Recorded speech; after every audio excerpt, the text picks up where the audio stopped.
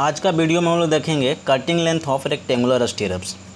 Rectangular स्टीरअप्स का cutting length हम लोग ऑन द साइड पे कैसे फाइंड आउट करते हैं, आज का वीडियो में हम लोग क्लियर कर लेंगे। देखिए, ये जो मैं पेज दिखा रहा है आपको, IS कोड 25021963 पेज नंबर 13 का दिखा रहा, जिसमें दे रखा है कि measurement of bending dimensions for binders, स्टीरअप्स, links and the like for reinforcement concrete. मतलब बोल रहा है कि स्टीरअप्स बाइंडर के लिए जो डायमेंशन हम लोग बेंडिंग डायमेंशन का मेजरमेंट करते हैं तो उसके बारे में दिखा रहा। मतलब रेक्टेंगुलर टाइप का आपका बेंडिंग डायमेंशन होगा, और तो हम लोग कैसे इसका फाइंड आउट करेंगे कटिंग लेंथ उसका है। देखिए, इस टाइप का अगर आपका रेक्टेंगुलर स्टीरअप्स का होता है और जिसमें 135 डिग्री पे जो हुक लेंथ को बेंड किया गया है, तो उसका फार्मूला क्या है, 2 × A + E + 24D। 24D क्या है, 24D हमारा जो हुक लेंथ है, एक का 12D और एक का 12D, मतलब 12D + 12D = 24D। और 2 × A + E क्या है, ये हमारा है रेक्टेंगुलर का पेरीमीटर। तो A हमारा है लॉन्गर पार्ट और E हमारा है शॉर्टर पार्ट का, हम लोग मेजर किया है। तो ये हमारा फार्मूला हुआ, आप देख सकते हैं IS कोड में जाकर पेज नंबर 13 में। तो चलिए हम लोग फाइंड आउट कैसे करते हैं एक रेक्टेंगुलर स्टीरअप्स का कटिंग लेंथ देखते हैं।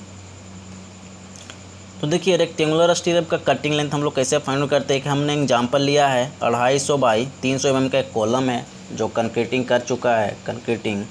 तो हम लोग जब भी कंक्रीटिंग करते हैं तो इस साइड से क्लियर कवर को हम लोग प्रोवाइड करते हैं। तो कि इसमें क्लियर कवर हम प्रोवाइड किया 40 mm।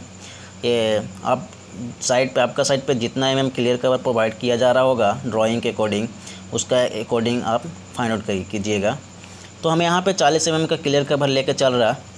तो देखिए, लॉन्गर पार्ट हमारा है 300 mm, शॉर्टर पार्ट है हमारा 250 mm का।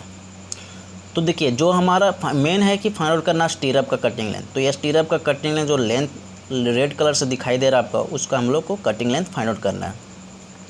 तो देखिए, ये जो हमारा कटिंग लेंथ है कैसे फाइंड आउट होगा। देखिए, ये जो हम लॉन्गर पार्ट को A माना है सेंटर टू सेंटर, ये जो स्टीरअप हमने बनाया है 8 mm का जो रेनफोर्समेंट से बनाया गया है। देखिए, यहाँ पे जो हम लोग शो किए 8H2LG.ST@130 सेंटर टू सेंटर।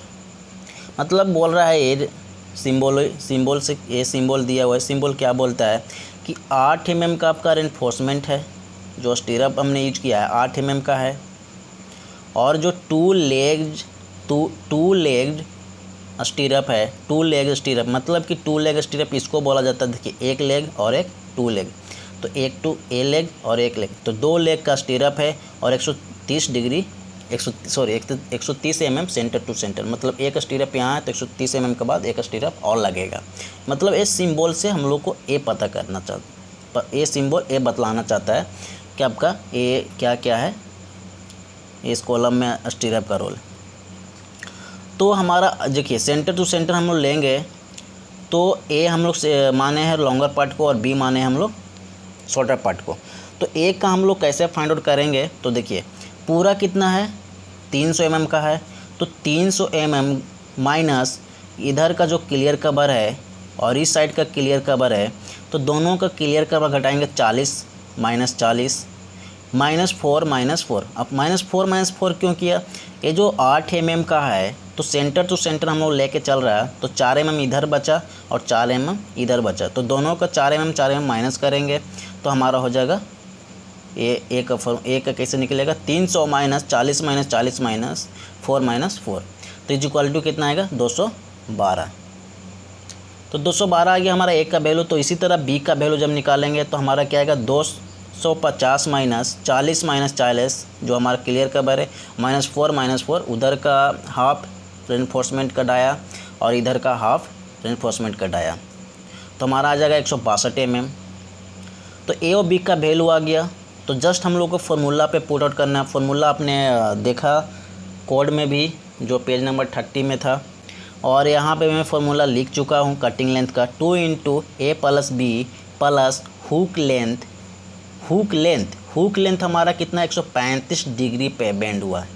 तो 135 डिग्री पे जब बेंड होता है तो अपने फार्मूला पे क्या देखा था कि 12D ऐड किया था, 12D अगर 90 डिग्री पे बेंड हुआ है तो यहाँ पे क्या बेंड एक होगा 10D, मतलब वहाँ पे 24D था, यहाँ पे 12D सिंगल को दिखा रहा है। अगर 2 है तो हम लोग 2 से मल्टीप्लाई करेगा, तो 2 से हम लोग मल्टीप्लाई करके बतला देगा। तो यहाँ पे 135 डिग्री का हुक लेंथ है, तो 135 डिग्री पे हम लोग फाइंड आउट करेंगे। तो देखिए कैसे फाइंड आउट किए हैं। तो फार्मूला पे हम लोग पुट करेंगे 2 इंटू ए प्लस बी, तो 2 इंटू ए कितना है 212 प्लस बी कितना 162 प्लस हुक लेंथ, तो हुक लेंथ कितना है हमारा 12D, तो 12 इंटू डी, डी है हमारा डाया ऑफ बार, तो बार का डाया कितना है 8 mm का, तो 8 mm का हो गया। तो यहाँ 2 से हम लोग मल्टीप्लाई इसलिए कर रहे हैं कि हमारा हुक लेंथ 2 है, एक यहाँ है और एक यहाँ है, तो दोनों का निकालने के लिए हम लोग 2 से मल्टीप्लाई किया। तो इसका कैलकुलेशन कीजिएगा तो आपको आएगा 940 mm, तो 940 mm का आपका कटिंग लेंथ हुआ। देखिए कहीं कहीं साइड पर होता है कि बेंड डिडक्शन को डिडक्ट नहीं करता है। अगर बेंड डिडक्शन का डिडक्ट नहीं करता है तो आपका इतना आंसर होगा 940 mm। यदि बेंड डिडक्शन का डिडक्ट किया जा रहा है तो आपका आंसर होगा, अब फिर बेंड डिडक्शन का डिडक्ट होगा। तो बेंड डिडक्शन का डिडक्ट करने के लिए हम लोग जानते हैं कि जब यहाँ 90 डिग्री का बेंड, यहाँ देखिए यहाँ पे जब 90 डिग्री का हुआ है बेंड तो कुछ ना कुछ मतलब कि इंक्रीज हुआ है लेंथ। तो यहाँ पे जो लेंथ इंक्रीज हुआ है उसको हम लोग डिडक्ट करते हैं 940 mm में। तो देखिए हम बतलाना चाहता है, देखिए एक में बेंड डिडक्शन का यहाँ पे क्या था कि विदाउट बेंड डिडक्शन था। यहाँ पे देखिए cutting length with bend deduction, bend deduction के साथ कटिंग लेंथ कैसे फाइंड आउट करते हैं। देखिए फार्मूला वही है, केवल हमने क्या किया कि बेंड डिडक्शन को डिडक्ट किया। तो -2 इंटू 3D, 3D और 2 क्या है, देखिए 3D क्या है हमारा, जब हम लोग बेंड डिडक्ट किया है तो 135 डिग्री पे जब बेंड होगा, किसी बार का 135 डिग्री पे आप बेंड कीजिएगा, तो जब बेंड जो करने में जो इंक्रीज होता है कुछ पार्ट, तो उसको हम लोग डिडक्ट करने के लिए 3D से एक फार्मूला होता है 3D लेते हैं। और 2 बार बेंड हुआ, देखिए 135 डिग्री पे एक इधर से बेंड हुआ था, 135 डिग्री इधर से बेंड हुआ था। आप देख सकते हैं यहाँ पे कि 135 डिग्री आपका इधर से बेंड हुआ है एक, और 135 डिग्री इधर से बेंड हुआ, तो 2 से मल्टीप्लाई होगा ही आपका, क्योंकि 2 बार बेंड हुआ है। और जो 135 डिग्री पे बेंड होता है उस जो इंक्रीज होता है उसमें बार में, तो 3D से होता है, 3D इंक्रीज होता है। उसी तरह से प्लस 3 इंटू 2D, 2D हम बोल रहे हैं कि जो हमारा 90 डिग्री पे बेंड होता है और वो जो थोड़ा सा पार्ट इंक्रीज होता है बेंड करते समय, तो वो 2D ही इंक्रीज होता है, 2 इंटू डी, डी डाया बार। और कितना बार हुआ है बेंड, 3 जगह हुआ 90 डिग्री का। अब देख सकते हैं इस फिगर से, देखिए एक जगह एक यहाँ हुआ है, एक यहाँ हुआ 2, और एक यहाँ हुआ। यहाँ पे नहीं हुआ क्योंकि यहाँ पे 135 डिग्री का बेंड हुआ, यहाँ पे ही एक बेंड हुआ 90 डिग्री, 2, 3, तो 3 जगह हुआ है, इसलिए मैं 3 से यहाँ मल्टीप्लाई किया हूँ। देखिए फार्मूला में 3 इंटू 2D, तो 2 into 3D plus 3 into 2D, ये केवल बेंड डिडक्शन। जब बेंड डिडक्शन का बात हम लोग अगर साइड पे कर रहा है तो बेंड डिडक्शन हम लोग करके घटाएंगे तो हमारा कितना आ जाएगा आंसर 940 mm। तो हमारा विदाउट बेंड डिडक्शन था, जब बेंड डिडक्शन का किया तो 96 आया, दोनों घटाएगा तो 844 mm आया। तो बेंड डिडक्शन के साथ हम लोग निकाल सकते हैं कटिंग लेंथ एक रेक्टेंगुलर स्टीरअप का 844 mm।